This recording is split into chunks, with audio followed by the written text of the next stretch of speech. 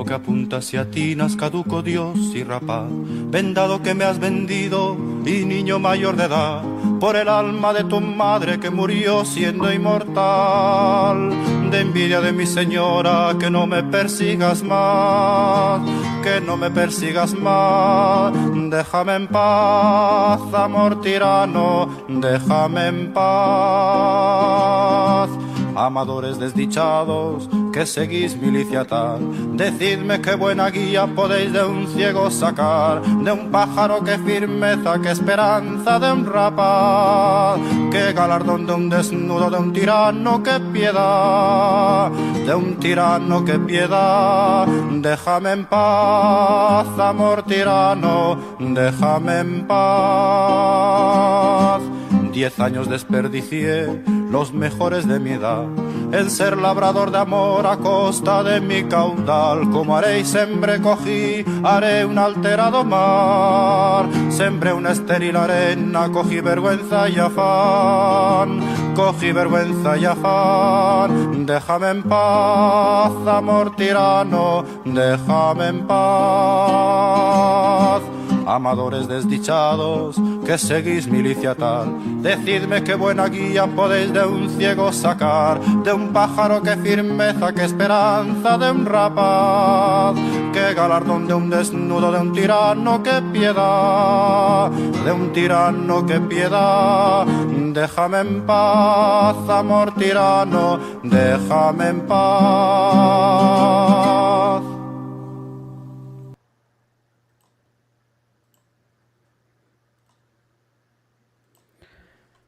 Hola amigos, un día más estamos aquí con Adrián Celaya. Adrián Celaya es presidente de K-Center y analista internacional. Tiene un canal muy interesante en YouTube que os animo a visitar. Y bueno, pensaba hoy empezar con el leitmotiv de esta colaboración, que quería que fuese empresa pública, empresa privada. Pero han sucedido dos acontecimientos en la esfera internacional estos días que quería rápidamente, o bueno, como quieras, que nos comentases. Uno es las tensiones Pakistán-India, que no olvidemos que son dos potencias nucleares, y que bueno, que parece que estamos al borde de otra guerra que puede tener consecuencias gravísimas en el plano internacional, vamos, en el mundo entero. Y otra, la explosión en el puerto de Irán, todo en el mismo área geográfica. Recordemos que Irán tiene frontera con Pakistán. Y bueno, primero, tensiones India-Pakistán. ¿Cómo está ahora la cosa y a dónde puede llegar esto? Buenas tardes, Adrián. Hola Javier, buenas tardes.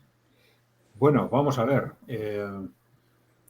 Efectivamente has planteado cuestiones claves en este momento, porque lo que ha sucedido en Irán, bueno, entra más o menos de un contexto relativamente conocido, ¿no? Relativamente conocido y repetido, ¿no? Es decir, ataques contra Irán de uno o de otro tipo, de carácter terrorista o de carácter más o menos sorpresivo, pues se han producido esporádicamente de forma continua durante los últimos años. Claro, un carácter distinto tiene lo que está sucediendo entre Pakistán e India, ¿no? Como tú has dicho, porque estamos hablando de dos grandes naciones que además tienen capacidad nuclear, ¿no? Y que además tienen una enemistad tradicional, han estado en guerra de forma repetida y, claro, el riesgo de que vuelva a estallar un nuevo conflicto ya de forma abierta, pues es muy alto, ¿no? Bueno, entonces, de esto que está sucediendo entre India y Pakistán, ¿qué es lo que podemos destacar? Bueno, primero, bueno, la sorpresa de fondo de que está ahí en este momento, ¿no? Segundo, un hecho llamativo, bueno, la sucesión de hechos ya sabemos cuál es, más o menos, ¿no? Luego la comentamos un poco más. Pero también dentro de esa sucesión de hechos es llamativo la continuidad o la coincidencia con la visita del vicepresidente Vance a la India, ¿no? Es decir, fue el lunes, la visita de Vance se reúne con Modi. El martes se produce este atentado terrorista en Pakistán con veintitantos, no sé si eran 27, veintitantos muertos, prácticamente todos indios, ¿no?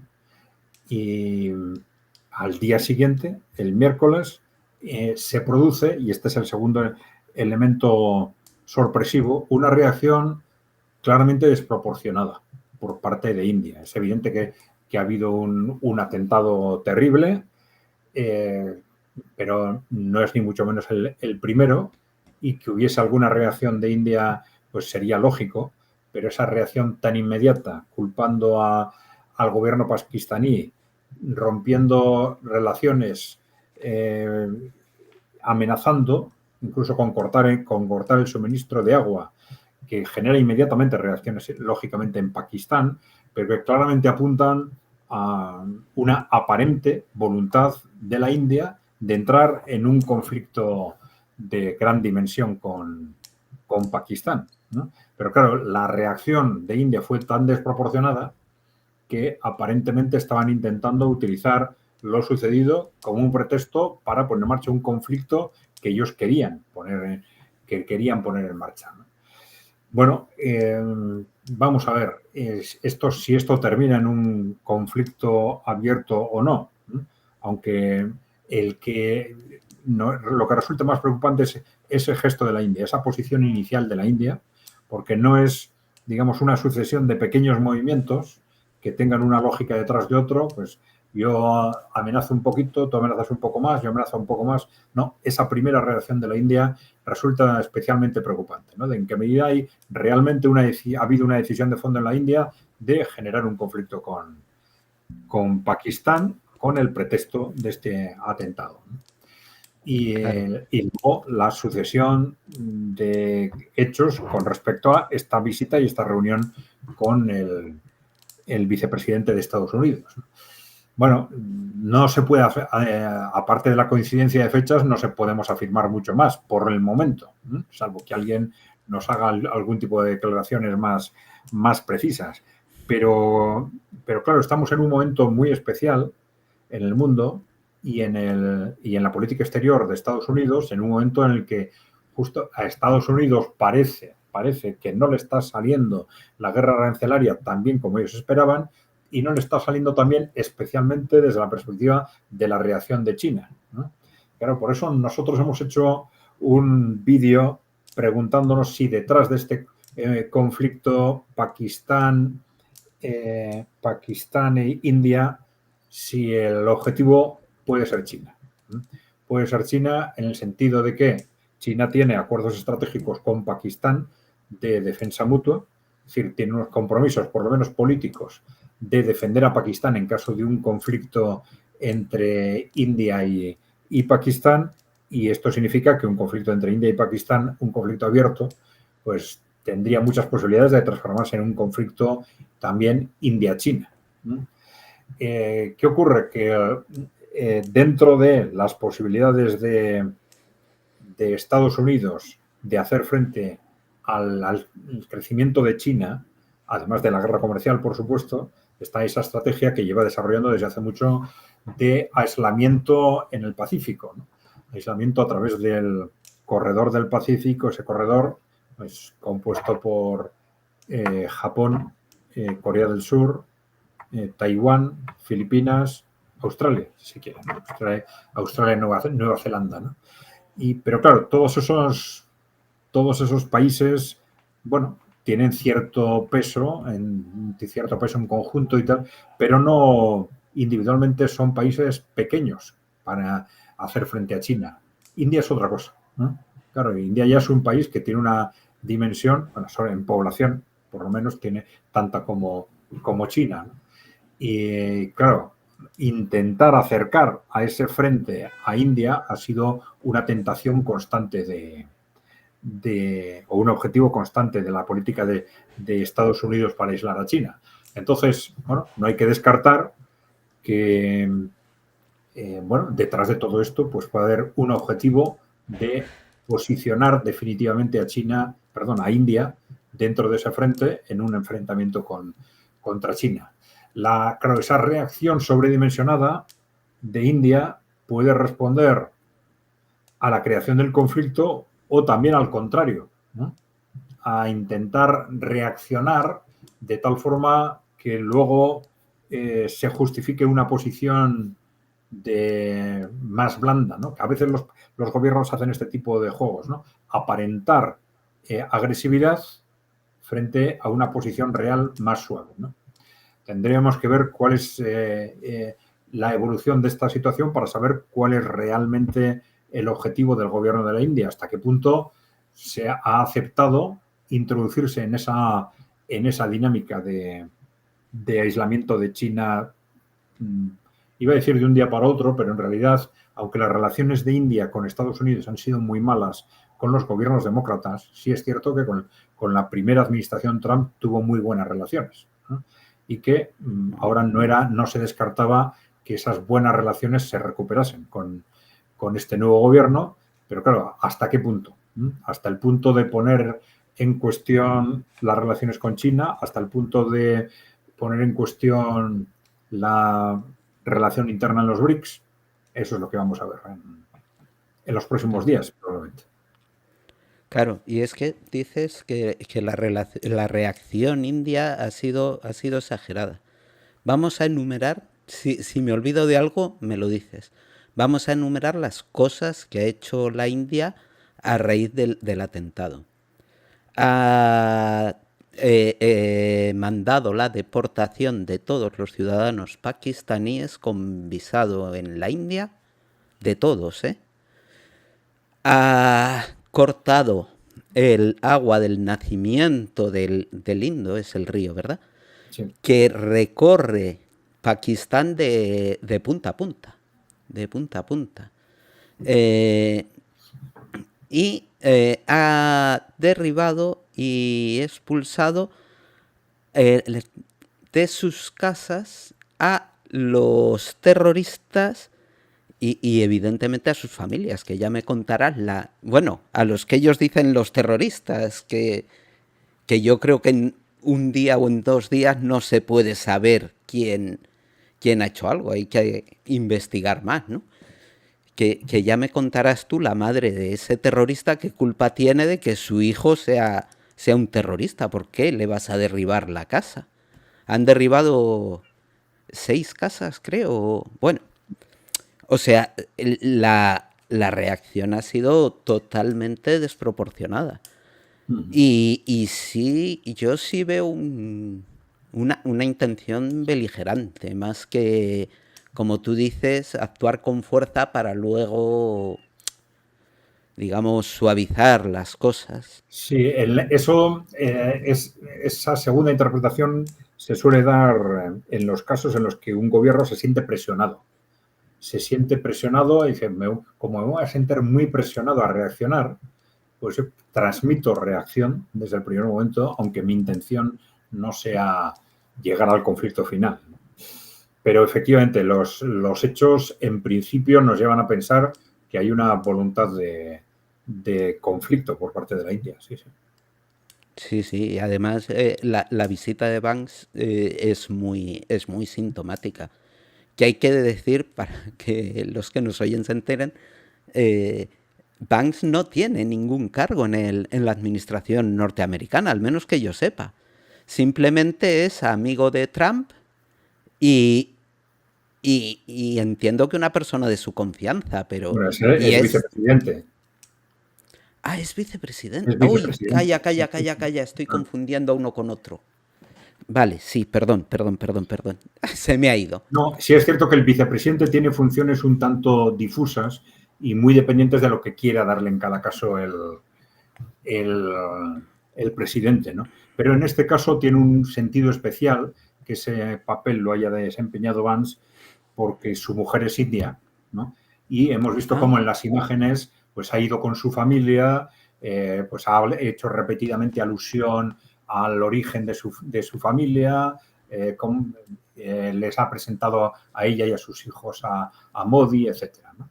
Entonces, ha jugado bastante.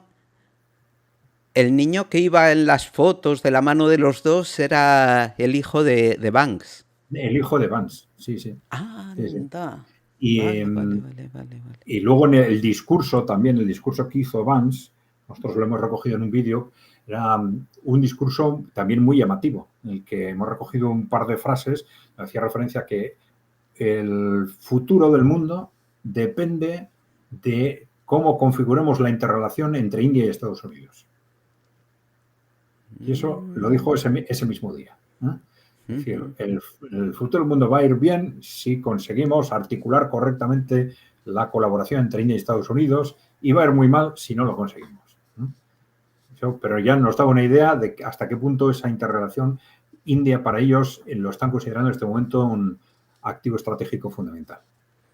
Además, en esa zona creo que hay territorios en disputa también con China, ¿no? Vamos, que no solo hay territorios en disputa entre India y Pakistán, sino que también hay algunos pequeños territorios que... Sí. O sea que China se va a ver interpelada seguro si hay un conflicto India-Pakistán en esa zona. Sí, sobre todo la interrelación entre China y Pakistán es muy alta. Pakistán es una parte muy importante en la ruta de la seda. Las inversiones que ha hecho China en Pakistán son importantísimas, inversiones en infraestructuras, etcétera. Es un aliado estratégico de China, sin ninguna duda, Pakistán, ¿no? Aparte de que formalmente tienen ese pacto de no agresión y de colaboración en caso de agresión externa, ¿no? Entonces tiene más implicaciones incluso de las que yo pensaba, porque... Sí. Y ya sobre el otro tema, sobre la explosión en el puerto de Irán, ¿qué se sabe? ¿Ha sido un accidente? ¿Ha sido un atentado? Bueno, yo los datos que tengo hacen referencia a que se trata de un atentado, ¿no?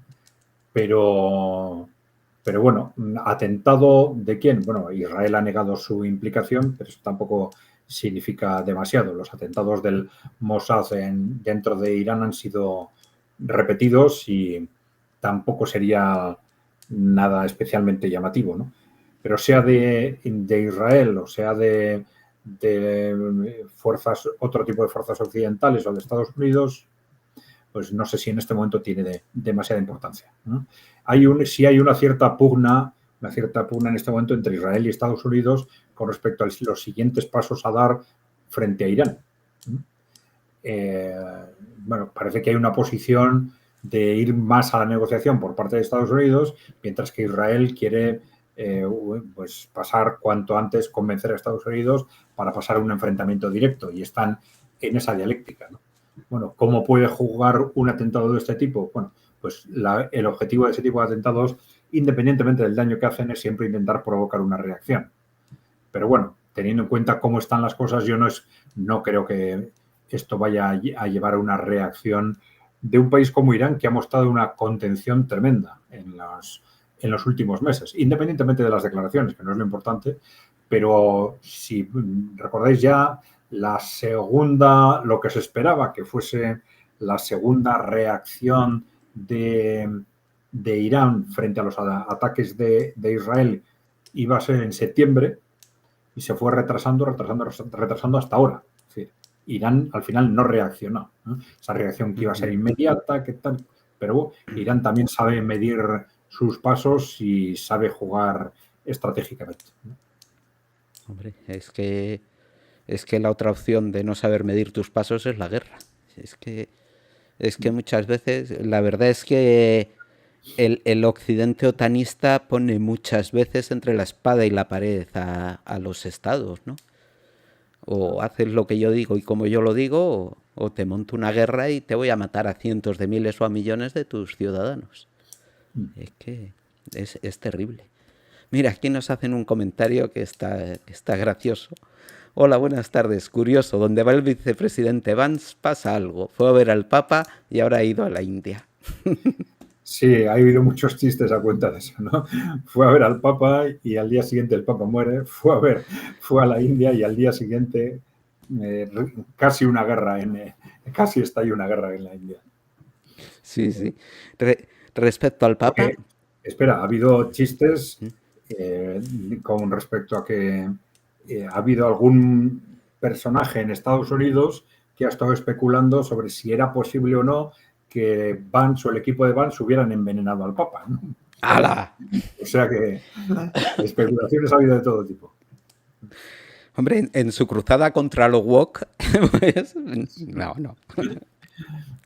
No. Es respecto al Papa, la Iglesia Católica muchas veces se ha sabido adelantar a la nueva ola que iba a llegar, ¿no? Lo hicieron con Juan Pablo II, nombrándole antes que a Thatcher, de que llegase Thatcher y de que llegase Reagan a Estados Unidos. Con Francisco I, vamos, con este que ha afinado ahora. Hay que admitir que yo le consideraría un papa woke, o por lo menos muy cercano a esa órbita. Entonces también mostraron cierta anticipación, ¿no?, a lo que iba a llegar mayoritariamente. ¿Qué vendrá ahora en la Iglesia Católica? ¿Cuáles van a ser los nuevos vientos de la política mundial? ¿Qué estimáis? Sí, porque la Iglesia Católica al final es un núcleo de poder muy importante, político y económico, ¿no? Y claro, si tú hablas de la decisión del Papa, ahí está la voluntad de los cardenales y luego los poderes que se mueven detrás de ellos, ¿no? Hay poderes financieros y, bueno, en el caso del Vaticano se habla mucho de los poderes aristocráticos que tienen una gran influencia en ese tipo de decisiones, ¿no? Por ejemplo, de la nobleza europea, la nobleza italiana en particular, ¿no? Hay muchos cardenales que trabajan en buena parte de la mano de estas nobles, aristócratas y grandes inversores italianos y europeos, ¿no? Entonces, ¿cómo se van a posicionar en este tema? Pues esa es la gran pregunta, ¿no? ¿En qué medida y cuándo estos poderes se van a situar ante el nuevo contexto, vamos a decir, multipolar, etcétera, ¿no? Porque va a ser un contexto multipolar, va a ser un contexto previsiblemente, si no hay una guerra mundial, en el que esos poderes corporativos financieros no van a tener la capacidad de influencia que han tenido hasta ahora. Y entonces las estrategias al respecto pueden ser dos. Me adapto o resisto hasta el final. Claro, en Europa, hasta ahora mismo, la estrategia está siendo resisto hasta el final. Por eso estamos teniendo ese altísimo riesgo de guerra mundial desde hace año y medio aproximadamente. Porque para ellos aceptar el nuevo contexto, ellos están considerando que es perderlo todo. Perder el control del mundo, perder el control probablemente de Occidente también, y ver en cuestión su propio futuro personal, ¿no? Porque se están viendo, nosotros hemos puesto de referencia más de una vez lo que les ha sucedido a los oligarcas en Rusia, por ejemplo, ¿no? Entonces, esos oligarcas que estaban trabajando, según decían ellos luego, de la mano de los Rothschild, por ejemplo, ¿no? Es decir, que eran los mismos, los oligarcas que controlaron Rusia en los 90 a los que ahora están mandando en Europa Occidental, que son los que van a decidir probablemente quién va a ser ese nuevo papa, ¿no? Y entonces, claro, si frente a esa situación estos oligarcas que se ven ante lo que ellos consideran un abismo optan por esa estrategia de no aceptamos eso de ninguna manera, guerra mundial, pues seguirían optando por un papa que apueste por ese contexto, ¿no? Ahora, otra cosa es si piensan en adaptarse a la nueva situación. Y si piensan en adaptarse a la nueva situación porque ya la consideran inevitable, entraríamos en lo que siempre ha sido esa estrategia tradicional de la Iglesia de situarse en el contexto del ganador político, ¿no? En cada momento, ¿no? Vamos.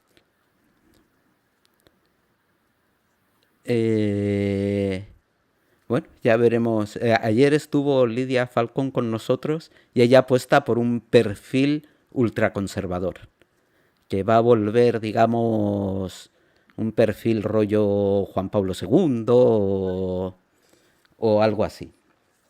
Y bueno, ya veremos, la verdad. Hacer vaticinios, pues está complicado. Has hablado de los oligarcas rusos. Y sí que es verdad, yo lo estaba pensando el otro día. Putin quiso entrar en la OTAN. Putin quiso entrar en la Unión Europea. Putin y sus ministros eran liberales a tope. Pero, sin embargo, se le dijo no. Se le dijo no y por eso Rusia ha tomado otro camino. O yo considero que ha sido por eso por lo que Rusia ha tomado otro camino. ¿Por qué esa animadversión contra Rusia de Europa cuando en los 90 desde luego tragó con todo y Putin parecía que quería seguir tragando con todo por integrarse en Europa? Sí, vamos a ver. Hay distintos factores, porque por un lado, Rusia ha sido considerado como un enemigo antes de la época de Putin, ¿no? Desde principios de los años 90 con la doctrina Wolfowitz. En el año 92, cuando se hace esa doctrina, de la mano de esas teorías de después de la Guerra Fría de que el mundo ya es nuestro, la historia ha terminado, ¿no? El libro de Francis Fukuyama, ¿no? Podemos hacer con el mundo lo que queramos. Geopolíticamente pasan a la estrategia de que ahora no tenemos que andar con contemplaciones, podemos entrar en estrategias de intervención preventiva, invadir el país que nos parezca necesario invadir, y identifican ya desde el año 92 como un problema a Rusia, porque dicen, claro, Rusia es un gran país, tiene un enorme potencial nuclear y no lo controlamos del todo. Ahora tenemos gente más o menos cercana a nosotros en el gobierno, pero no controlamos ni la sociedad ni los cuadros intermedios, ¿no? Y por lo tanto es un peligro. Bueno, a finales de los 90 ya identificaban como peligros a Rusia y a China, ¿no? Pero a partir de ahí, cuando llega Putin al poder en el año 2000, yo no calificaría tampoco entonces a Putin como liberal, ¿no? Ni a los suyos, ¿no? Porque claro, ya de nada más llegar empezaron esa lucha con los oligarcas, ¿no? Que fue durante 2-3 años, fue casi una guerra civil larvada, ¿no? Echándoles del poder, pero bueno, en la que hubo de todo. Hubo tiroteos, hubo juicios, hubo procesos, algunas empresas se hicieron públicas, algunas se expropiaron, otras se trocearon, hubo oligarcas que acabaron en la cárcel, los que no se plegaron a la nueva situación, otros en el exilio. Pero ya desde el principio, en los primeros años, fue casi una de las primeras estrategias del grupo de Putin, digamos, ¿no? Pero, claro, esto luego es compatible con esos planteamientos. Claro, estamos en un momento en que Rusia se siente muy débil internamente, ¿no? Muy débil porque ha sido en los años 90 económicamente destrozada fundamentalmente, ¿no? Y esto implicó también debilidad militar, debilidad económica, etc. Y, por ejemplo, el planteamiento de entrar en la OTAN, bueno, no es tan extraño que se rechazara desde la perspectiva occidental, porque, claro, esa entrada de Rusia en la OTAN era anular la OTAN. Claro, si la OTAN, como está claro, no tiene como objetivo fundamental cercar y someter a Rusia, una vez que Rusia entra en la OTAN, como un poder de tú a tú, ya desaparece esa función. Por eso esto no es lógico que en aquel momento pues Rusia lo plantease como una estrategia de neutralización del enemigo y que la OTAN lo rechazase, ¿no? Con respecto a la Unión Europea, se hicieron también con un objetivo similar ese planteamiento repetido de Europa desde Lisboa a Vladivostok, que por cierto Merkel verbalmente por lo menos lo estuvo apoyando durante un tiempo, ¿no? Y que, bueno, que hubiera sido una solución estratégica fundamental para todos. Es decir, esto le hubiera dado a Rusia una enorme influencia en Europa Occidental y teniendo en cuenta la enorme complementariedad económica de Rusia y de Europa Occidental, pues hubiera sido una apuesta extraordinaria. Y yo no descartaría que este tema vuelva a ponerse sobre la mesa una vez que termine la guerra en Ucrania, un año después o 2 años después. Claro. Pero bueno, yo ya te digo, no creo que sea una cuestión de que Putin fuese liberal, no. Ellos fueron intervencionistas desde el primer momento, dieron la vuelta a los modelos liberales de los años 90 y entraron en una dinámica, primero, de echar a los oligarcas del poder y luego de consolidación de un sector público empresarial creciente, sobre todo en una línea cada vez más cercana a la de China, ¿no? Grandes empresas estratégicas, sector financiero, sector bancario y también las intensivas en capital. Uh-huh. Bueno, ya vamos a terminar con la actualidad con el comentario que nos deja Patatilla, que es sobre los contratos con Israel de España, ¿no? A mí la verdad es que el tema de los contratos me pareció en un principio más una triquiñuela política para fijar posiciones de los partidos a la izquierda del PSOE, pero bueno, ahora que parece que sí se van a anular un montón de contratos con Israel y que Israel se está enfadando, que sí que puede escalar el asunto y generarnos un problema con Israel, ¿cómo lo ves?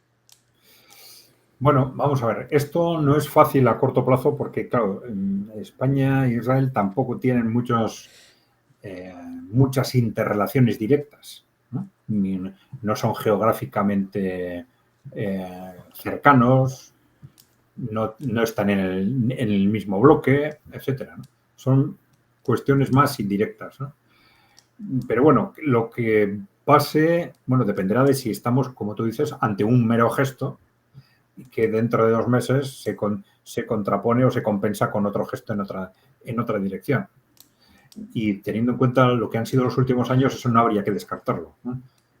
Porque claro, frente a constantes declaraciones de apoyo a Palestina, pues luego pues el comercio de armas con Israel ha sido una constante, ¿no? Y por eso no hay que descartar que ese tipo de contradicciones se mantengan cara al futuro, porque ahora estamos en un momento político muy especial, más que en el gobierno, en un sector del gobierno, digamos. En ese sector, pues digamos, Sumar, Podemos, que están ahora en pugna entre ellos, ¿no? Por la defensa de su espacio, y igual en temas en los que en otro momento mirarían hacia otro lado, pues ahora les interesa desmarcarse porque están en una cuestión vital de futuro, ¿no? Están jugando, Sumar en este momento se lo está jugando todo, ¿no?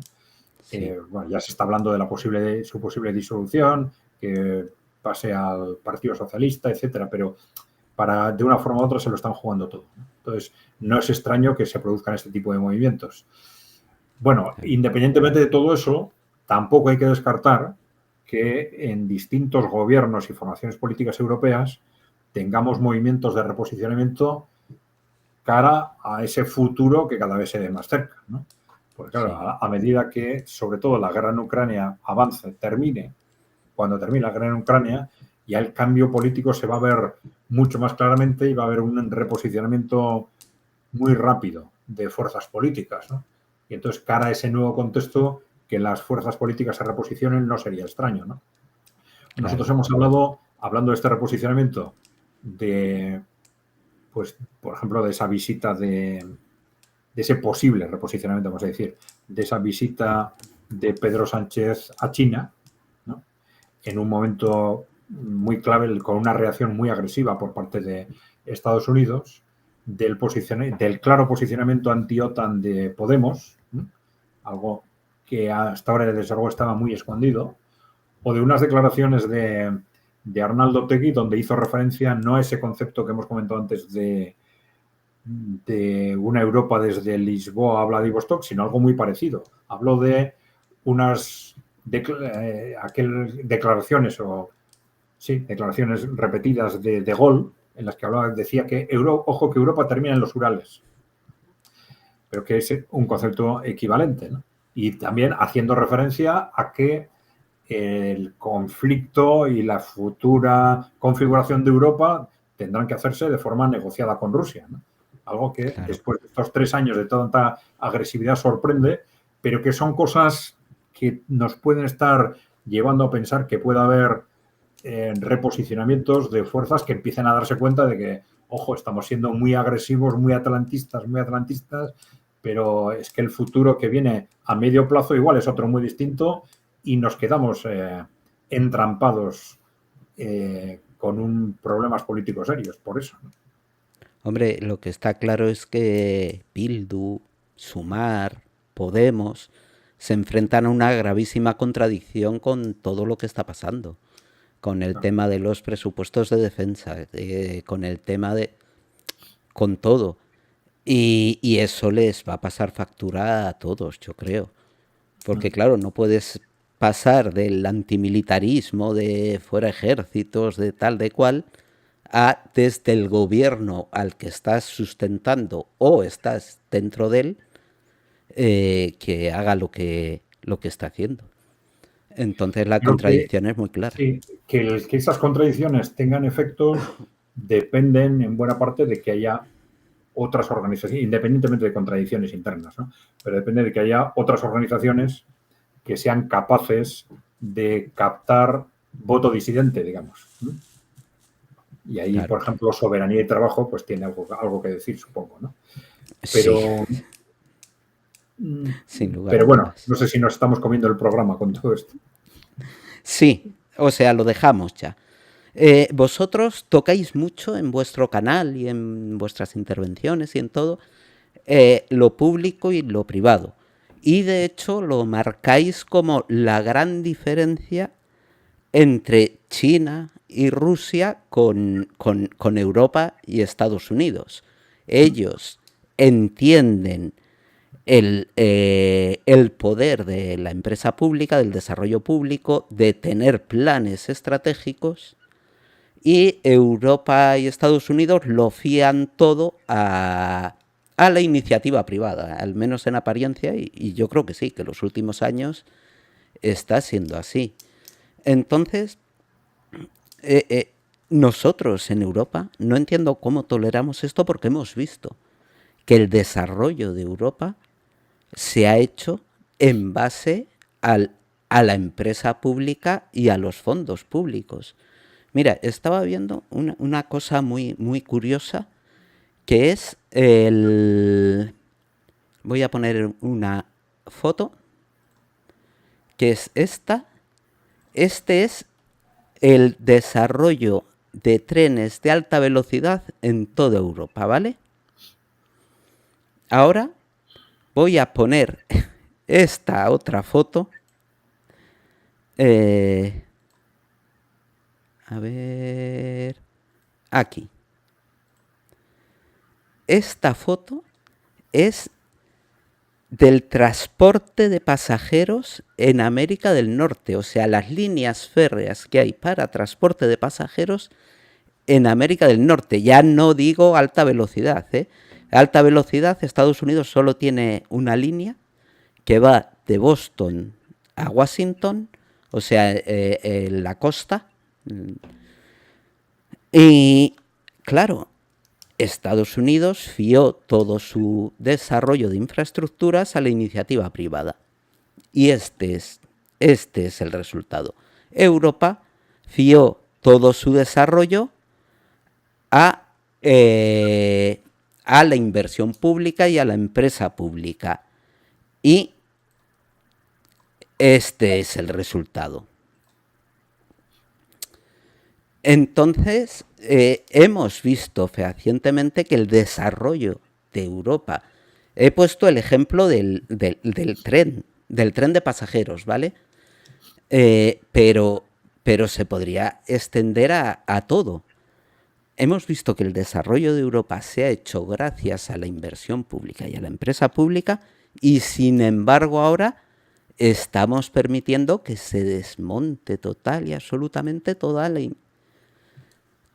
empresa pública y toda la intervención del Estado. ¿Cómo? Te doy la palabra a ti. Sí, Adrián. bueno, efectivamente, desde la Segunda Guerra Mundial hasta los años 80, fundamentalmente, estamos en la edad dorada del capitalismo, la edad dorada del capitalismo en Europa y Estados Unidos, fundamentalmente, y todo esto se hace construyendo un sector público empresarial tremendamente fuerte, ¿no? Claro, cuando hablamos de lo público y lo privado, aquí estamos acostumbrados a hablar, por ejemplo, de gasto público, ¿no? Del nivel del gasto público, o de servicios públicos, pero este es un concepto distinto. Estamos hablando de empresa pública. Y las empresas públicas tendieron a desaparecer a partir de los 80 en Europa, sobre todo a partir de los 90, pues con el neoliberalismo, porque el neoliberalismo ha sido más o menos agresivo en distintos frentes, pero donde ha sido agresivo desde el primer momento en todas partes ha sido en la privatización del sector empresarial público. Bueno, pues independientemente de esto, se extendió, sobre todo desde los 90, la ideología privatista, el fanatismo privatista, decimos nosotros, ¿no? Y nos convencieron a todos de que las empresas públicas no funcionan. Y es que nos lo hemos creído, pero los de izquierda, los de derechas, los de centro, al final todo el mundo. Pero claro, el no creer que las empresas públicas funcionan supone cerrar el camino a cualquier opción de cambio real de sistema, ¿no? Pero bueno, independientemente de eso, claro, luego hemos visto que esto simplemente era mentira, ¿no? Es decir, que era falso. Pero claro, el elemento fundamental en nuestro caso, por lo menos para darnos cuenta de que esto es así, ha sido la referencia de los países emergentes.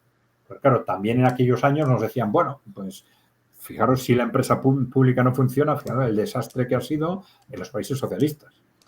Pues han dejado el socialismo, están privatizándolo todo, pues China, mira China lo que está haciendo, están privatizándolo todo también, ¿no? Bueno, primero, un primer elemento muy importante fue darnos cuenta cómo ya en la segunda decena de este siglo, pues esos sectores públicos empresariales de los países emergentes no solo no se estaban privatizando, sino que se estaban consolidando. Es decir, China, países como China o Rusia, pero también India, Irán, Bielorrusia, estaban no solo deteniendo el proceso de privatización, sino consolidando sus sectores públicos empresariales, reforzándolos. Y por otro lado, vemos cómo desde principios de siglo los datos están ahí, ¿no? Las grandes empresas públicas tienen cada vez más peso entre las empresas multinacionales. Eran un 5% al comienzo del siglo, es decir, de todas las empresas multinacionales, un 5% eran, no en número de empresas, sino en activos, ¿no? Eran empresas públicas, y ahora ya son un 20%. Ha habido un crecimiento constante, ¿no? Y sobre todo, claro, por parte de los países emergentes. De ese 5%, en Occidente era un 3,5%.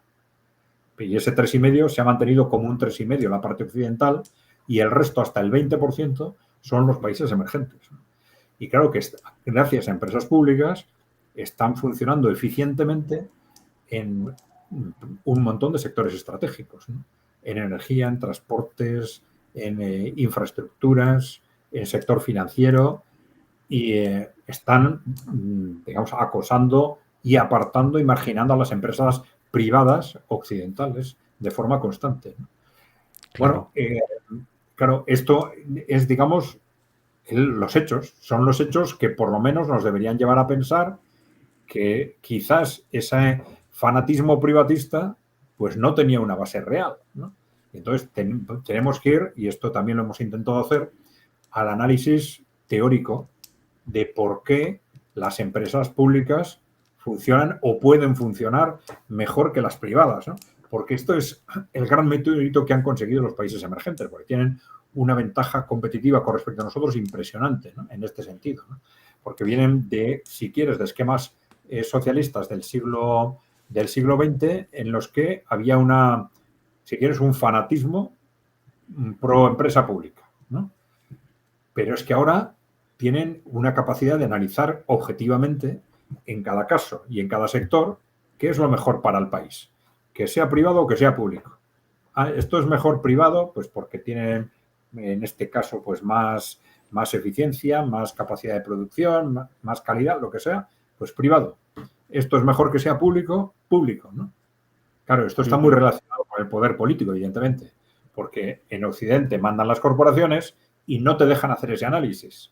Y nos mantienen a través de los medios de comunicación, la industria cultural, en ese fanatismo privatista. Mientras que allí, como mandan los gobiernos, pueden hacer ese análisis. Es decir, esto es mejor que sea público, esto es mejor que sea privado, esto es mejor que sea cooperativo o esto es mejor que sea comunal, etcétera, ¿no?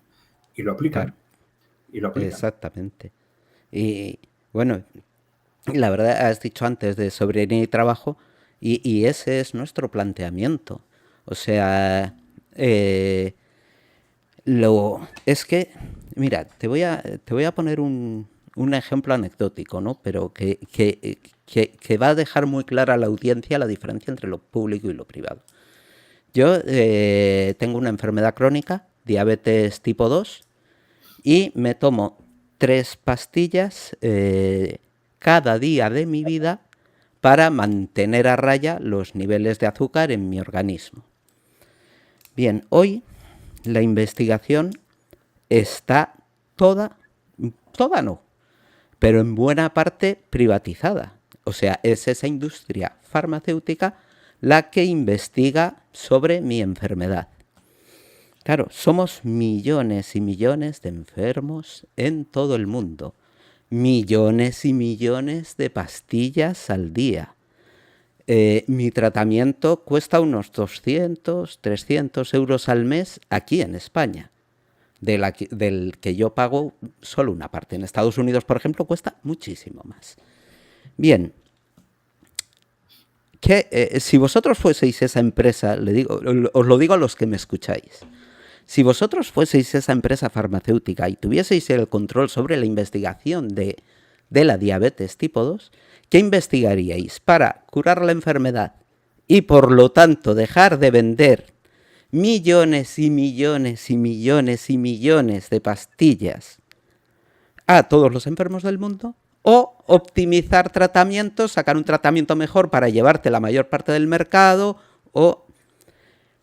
Y vosotros responderos a esa pregunta y llegaréis a la conclusión de que la investigación tiene que estar en manos de lo público, porque la empresa privada evidentemente solo busca ganar dinero.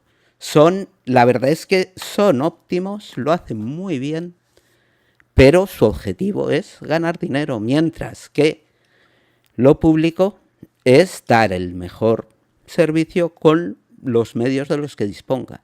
Entonces, y ya te digo, esta evidencia anecdótica mía, para mí, nos tiene que convencer a todos de lo que es la empresa privada y de lo que es la empresa pública. Con hacerte esa simple pregunta: ¿en qué investigarías tú si fueses el dueño de esa farmacéutica? Te doy la palabra, ¿tienes? Sí, bueno, vamos a ver.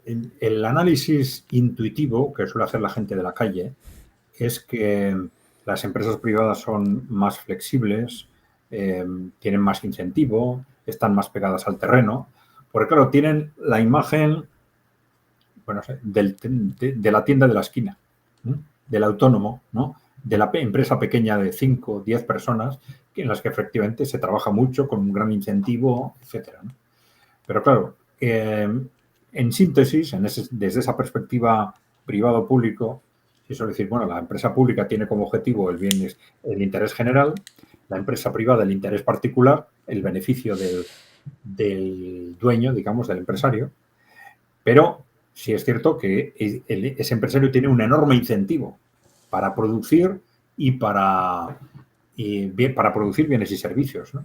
Porque es lo que le da el beneficio. Entonces, esa producción, ese incremento de la producción de bienes y servicios puede ser socialmente positiva, pero no siempre lo es. No siempre lo es. Eso es lo que se llaman externalidades. El empresario busca el beneficio, no trabaja para producir bienes y servicios, tampoco trabaja para el beneficio, ¿no? Y entonces va a producir los bienes y servicios que sean necesarios para obtener el beneficio, ¿no? Y luego esa dinámica de incentivo y esa flexibilidad, etcétera, que se nota mucho en las microempresas, digamos, pero se diluye a medida que las empresas privadas crecen. Porque cuanto más grandes son las empresas privadas, tienen pues los mismos problemas de burocratización, de alejamiento de la realidad, de pérdida de incentivo, pues que tienen las empresas públicas. Con lo cual, y no tienen las ventajas de las públicas de interés social, de pelea, de buscar el interés social, ¿no? Con lo cual, esto explica por qué cuando en la práctica también sucedía así en la Europa de posguerra, ¿no? Cuando se piensa en purificar, en nacionalizar determinados sectores, se piensa en grandes empresas. Y por eso, a la inversa también, en los países, incluso en los países comunistas, pues como Cuba, etcétera, se ha tendido a abrir espacios de propiedad privada, ¿dónde? Pues en autónomos, ¿no? O en microempresas, ¿no? Eso, porque hay ese efecto de incentivo del empresario es tan grande que les hace enormemente activos, generando enormemente eficientes. Entonces, los gobiernos tienden a decir, pues vamos a dejar a estos que no crean problemas sociales, que son eficientes, pues les dejamos producir, ¿no? Y es un complemento muy importante. Entonces, en China, en los países emergentes en general, sucede algo similar, pero en autónomos, microempresas y pequeñas, también grandes empresas que no estorben, que no entren en temas estratégicos, etcétera, ¿no? Siempre con ciertas precauciones, ¿no? Pero yo creo que esas son las claves. También vemos muy claramente cómo las empresas cuando crecen, bueno, primero ya una cosa es el incentivo del autónomo, que es el que parece que a veces tomamos como referencia, que es un incentivo total, porque él hace todo el trabajo y percibe todo el beneficio, ¿no? Pero claro, cuando el autónomo ya contrata 4 personas, esas 4 personas ya no tienen, son también parte de la empresa y no tienen el incentivo que tiene el dueño, ¿no? Pero es que cuando va creciendo la empresa, la propiedad se va repartiendo, entran otros socios, con lo cual tampoco tienen el incentivo de que todo el beneficio me hago yo con él, sino solo una parte. Incluso en las muy grandes ya el gestor no es ni siquiera accionista, ¿no? Es un empleado que se le ha contratado para esto, con lo cual esa dinámica de incentivos se va diluyendo rápidamente a medida que las empresas crecen. Por eso en las grandes empresas tienen los problemas de las públicas en cuanto a alejamiento de las grandes empresas públicas, claro, en cuanto a alejamiento de la realidad o falta de flexibilidad, etcétera, y no tienen sus ventajas, ¿no? Entonces, claro, por eso hay dos referencias claves: sectores estratégicos y también sectores intensivos en capital, que este es otro debate, ¿no? Que los sectores intensivos en capital son aquellos que necesitan una inversión de capital muy alta para obtener unos determinados niveles de venta o de beneficios, ¿no? Y eso pasa en sectores en los que con el tiempo se ha ido invirtiendo cada vez más y acaban siendo sectores, pues eso, que para obtener más rentabilidades hace falta grandes inversiones y por lo cual baja la rentabilidad y ya el sector privado no es eficiente. Y hay muchos autores que dicen que este es un factor clave dentro del debilitamiento de la inversión en Europa Occidental y en Estados Unidos en los últimos 30 40 años, ¿no? Que es un factor fundamental en la pérdida de competitividad. Entonces, en esos sectores no es casualidad probablemente que los países emergentes estén apostando por la propiedad pública empresarial en los sectores estratégicos y sectores intensivos en capital, que a veces coinciden, ¿no? No siempre. Claro.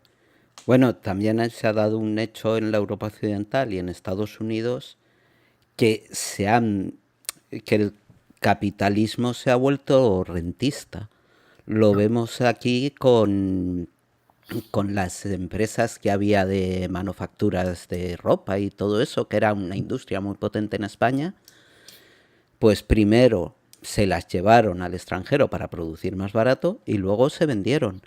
Y todo ese empresariado que antes era productor, hoy es rentista. Y marcas que eran españolas, hoy pues ya son internacionales, digamos, y eso se ha dado en muchísimos sectores Sí. productivos Hay en nuestro país. un sector del marxismo, no todos, que en relación a esto, bueno, yo le he llamado intensidad del capital, pero es un concepto muy parecido al que en el marxismo se habla de composición orgánica del capital, ¿no? Pero que también el marxismo hacía una interpretación similar de que como consecuencia de esa creciente intensidad del capital se generarían de vez en cuando X crisis, etcétera, y que en un momento determinado el capitalismo no sería viable porque los inversores ya no tendrían incentivo para invertir, necesitarían hacer tan grandes inversiones para obtener rentabilidades que ya dejarían de invertir. Entonces, algunos marxistas dicen que ese digamos, escalón definitivo del capitalismo ya ha llegado, que es en el que estamos desde hace 40 años. Bueno, puede ser que sí, o puede ser que sea un modelo en crisis y que el capitalismo sea capaz de reaccionar dentro del propio sistema capitalista con un modelo distinto, ¿no? Pero evidentemente sí, la intensidad de capital, otros hablan de otros factores como el energético o o políticos de la propia actuación del neoliberalismo como factores claves en esa falta de dinamismo del modelo económico occidental. Pero bueno, la intensidad de capital puede ser una parte muy importante de ello. Yo lo que veo es que las inversiones se están yendo hacia otro lado, ¿no? Por ejemplo, a la vivienda. No hago más que leer artículos en las revistas, vamos, en los diarios económicos. La rentabilidad de la vivienda se ha situado en el 7%. La rentabilidad de la vivienda tal. La compra de, si quieres invertir, cómo lo tienes que hacer. O sea, como que, como que el producir ya no interesa al inversor. Claro, es que no estamos hablando de patronos y empleados, estamos hablando de inversores y no sé, porque este nuevo capitalismo inversionista no genera trabajadores, eso está claro. Entonces, Sí, pero no es algo tan nuevo, ¿eh? En realidad esto ha pasado durante los 40 años de neoliberalismo. sí, sí. Y claro, a partir de la crisis de los 70, la interpretación que se hace es que el problema después es que el capitalismo de posguerra, esa edad dorada del capitalismo, ha perdido fuelle y sobre todo que las inversiones ahora no son rentables. Entonces, todo el nivel neoliberalismo, si te das cuenta, tiene ese objetivo, que las inversiones sean más rentables, ¿no? ¿Y cómo hacemos que las inversiones sean más rentables?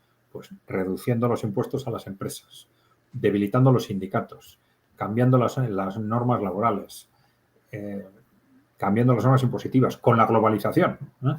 Es decir, que nos permite ir a buscar mano de obra barata a otros países, deslocalizar empresas con la explotación masiva de mano de obra barata, que creo que hablamos en el otro programa, primero de las mujeres y luego de mano de obra extranjera, ¿no? Pues, es decir, una serie de mecanismos artificiales, todos ellos mirando siempre a que las inversiones sean más rentables. Pero claro, inversiones que no lo han conseguido, a pesar de todas esas medidas, la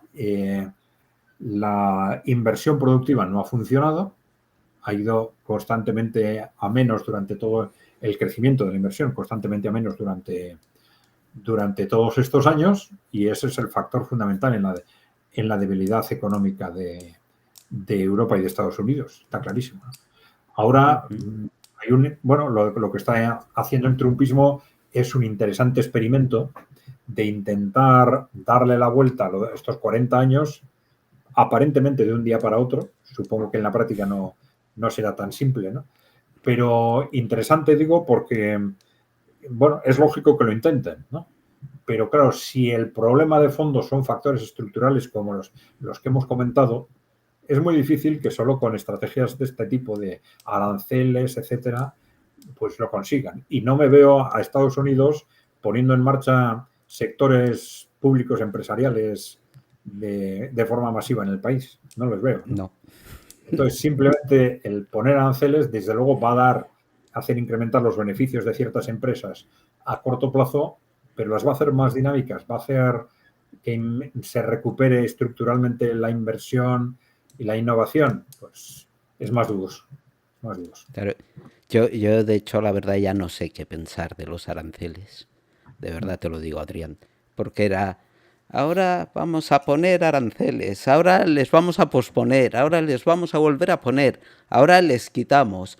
Ahora a China le pongo un no sé cuántos por ciento, ahora un 200 y pico por ciento. Ahora ya no se los pongo, porque es que hay que negociar. Ahora dices, bueno, o sea, nos están tomando el pelo Sí, o pero no bueno, sé. esa es la forma también disparatada de gestionar la política de Trump, ¿no?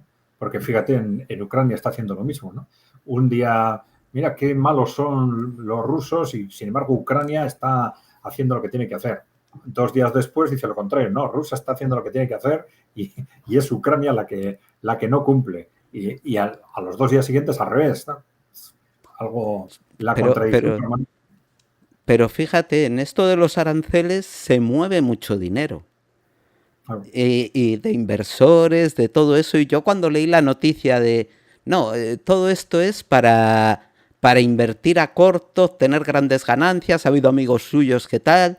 Yo dije, a lo mejor esto es información malintencionada, pero empiezo a pensar que no, que igual está haciendo todo esto para hacer ricos a sus amigos, porque de verdad no le veo absolutamente ningún sentido. Ahora, ¿cuál es lo último? Que todos los productos tecnológicos chinos no tienen aranceles, creo que ha sido lo último. O no sé, porque como cada día saca una cosa, Sí, sí. entonces dices, bueno. Hombre, la lógica es pensar que estamos hablando pues de una partida de póker, quizás, ¿no? De póker o de mus, en las que hay un órdago tras otro y luego vamos a ver en lo que queda, ¿no? Pero con la idea de que al final negociarán, y hablo ahora de China y Estados Unidos, en términos pues más o menos razonables. Si se ponen de acuerdo es que serán términos razonables, ¿no? Porque nosotros sí hemos hecho mucho caso a los informes del entorno de Trump, hablando de las políticas arancelarias, donde al final hacía una reflexión que tenía sentido desde su perspectiva, y es que somos el gran comprador del mundo, pero no hemos aprovechado las oportunidades que esto nos da. ¿Para qué? Pues para distintos términos. Para utilizar los aranceles con un objetivo de reducir nuestro déficit comercial en sí mismo, pero también para lo que queramos. Podemos utilizar los aranceles para presionar a un país para obtener ventajas económicas de otro tipo o ventajas geopolíticas. Es decir, es un arma que tiene Estados Unidos y que hasta ahora no hemos utilizado. Luego vamos a utilizarla de forma intensiva para conseguir de cada país lo que queramos. Bueno, tiene su lógica. Tiene su lógica. Sí, desde luego. Yo, es que de todas maneras son unos planteamientos de país tan diferentes. El ultraliberalismo de Estados Unidos con China, por ejemplo. Mira, leí hace un año o así que China se estaba planteando subir la edad de jubilación de 58 a 61 años. Y yo decía, joder, pues aquí estamos en 67, pero bueno. Pero lo que vemos que están haciendo, en lugar de subir la edad de jubilación, es tecnificación de las fábricas, que ahora tienen muchísimos menos empleados. Ahora estaba viendo que estaban usando, no sé si lo he visto en tu canal o en otro, drones para la extinción de incendios, que además deben de ser súper prácticos. No arriesgas, no usas a un tío. Taxis con autónomos, sin conductor. O sea, tractores sin conductor también se hemos visto. Uy, es verdad. Y vi fumigando. O sea, unas cosas que dices, jolines. Entonces ellos, en vez de hacer que su gente se jubile a los 72 años, como están haciendo en España, lo que están haciendo es tecnificar el país y que se sigan pudiendo jubilar a los 58 años. Claro. Y bueno, pues claro, te deja sin palabras. Y es a fuerza de inversión pública empresa pública, planificación pública, que es lo que nos falta aquí. Aquí vamos a lo inmediato en todo.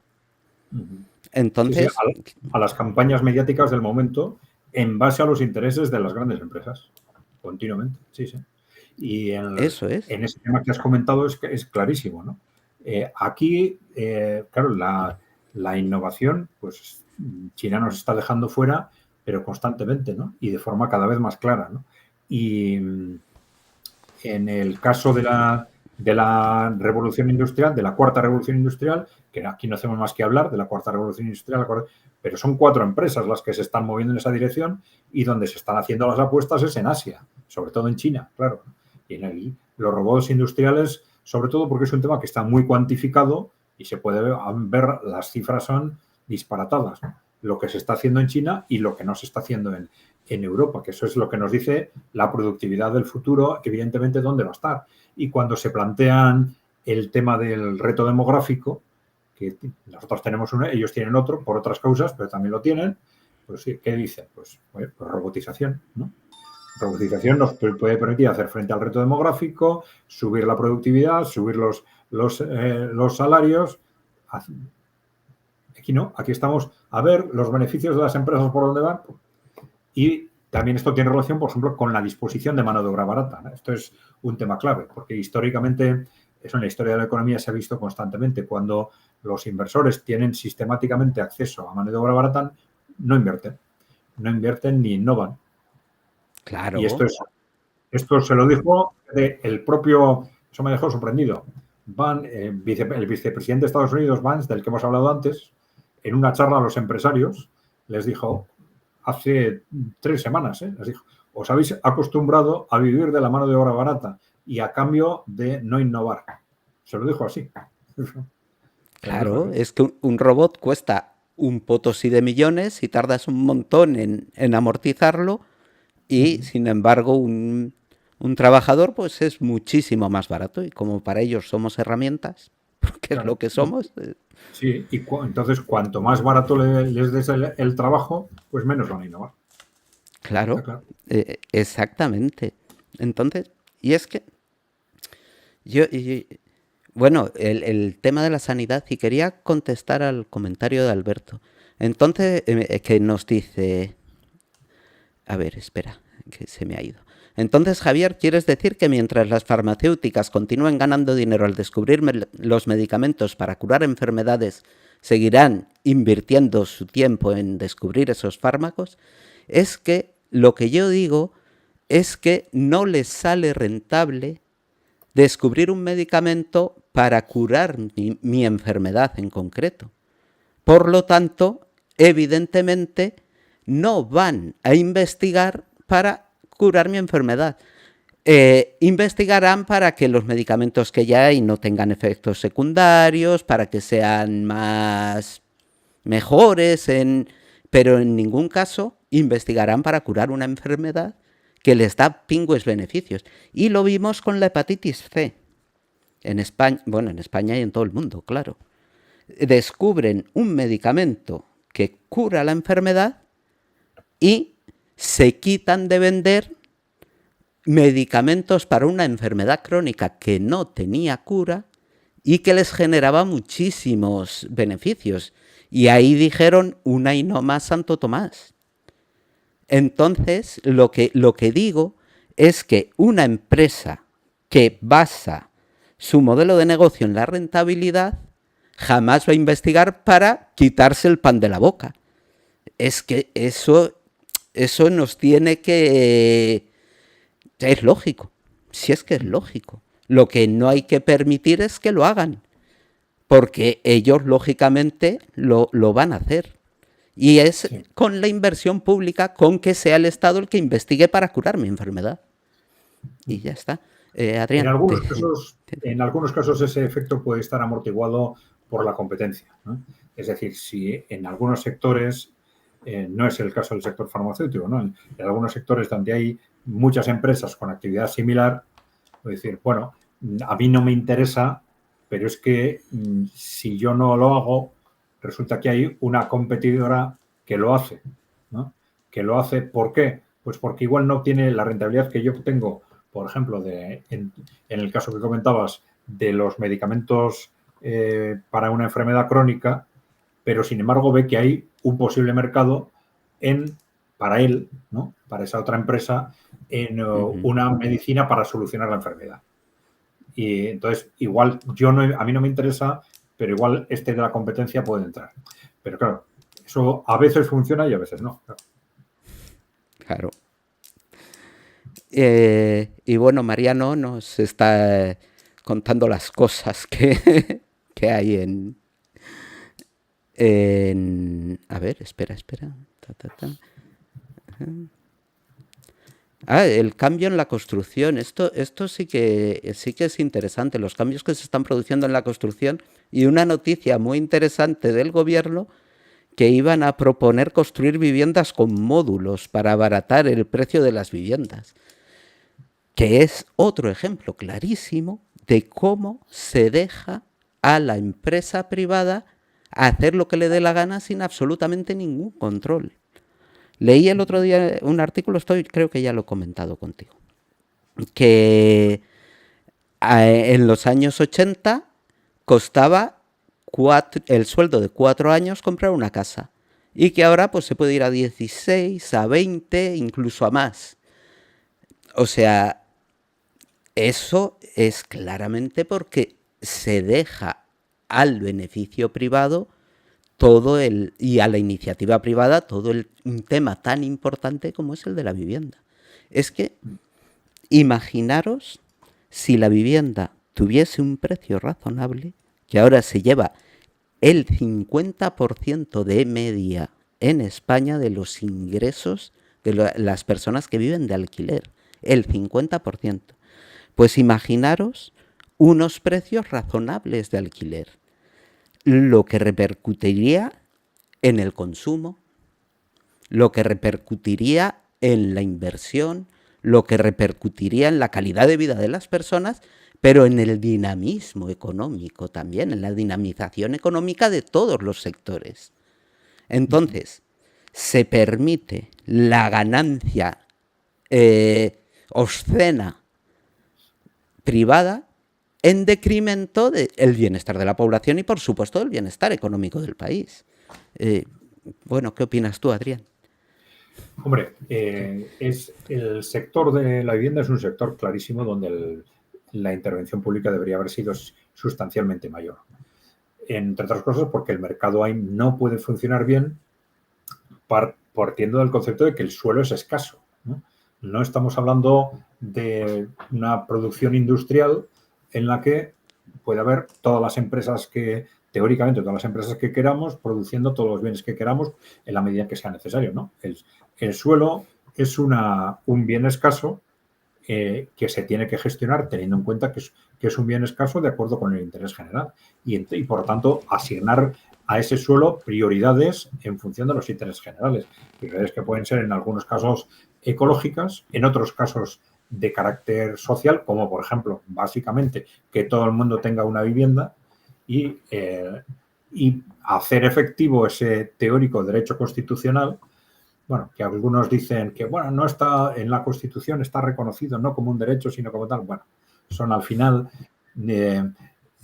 digamos, elucubraciones mentales que nos hacemos a nosotros mismos para engañar a la gente, ¿eh? Utilizar la palabra derecho, pero luego explicar por qué no es un derecho, ¿no? Porque en realidad la justificación es que no puede ser un derecho y por eso está en otro apartado distinto dentro de la Constitución, ¿no? Que no puede ser un derecho porque es imposible en la práctica. Está diciendo, no puede ser más que una orientación de las políticas. No, pues señores, no es imposible. No es imposible porque en los años 50 en los países socialistas ya existía. Todo el mundo tenía derecho a vivienda. Es que la calidad de las viviendas sí, pero eso es una cuestión secundaria. Por muy importante que sea la calidad de las viviendas frente a tener o no tener vivienda. Claro. No, y que la calidad era buena. Lo que era mal era la estética. Eso sí. Pero la calidad sí era buena.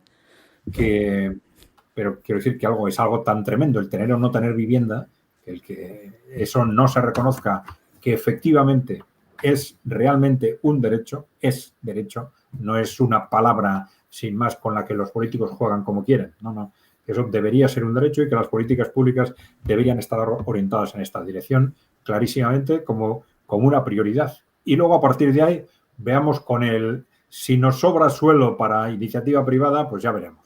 Pero que en principio las administraciones públicas tendrían que responsabilizarse de que se garantiza a toda costa ese derecho a la vivienda para todo el mundo. Entre otras cosas, esto evitaría todo ese debate a cuenta de las ocupaciones, porque eso Claro. es un debate derivado de la inexistencia del derecho a la vivienda.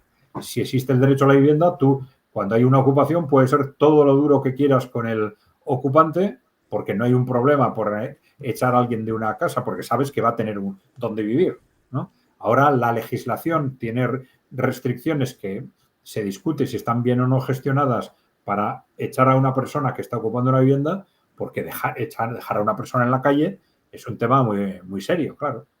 Evidentemente. Claro. ¿Por qué? Porque no está garantizado el derecho a la vivienda, claro. Exactamente. Y las administraciones han hecho una dejación de responsabilidades con este tema brutal, brutal. Bueno, que han hecho una dejación de responsabilidades en todo. Antes de ayer, sí, antes de ayer contaba lo que ha pasado con nuestro sector público industrial de defensa, que teníamos un sector público industrial de defensa potentísimo. Vendíamos, que vale, podemos decir si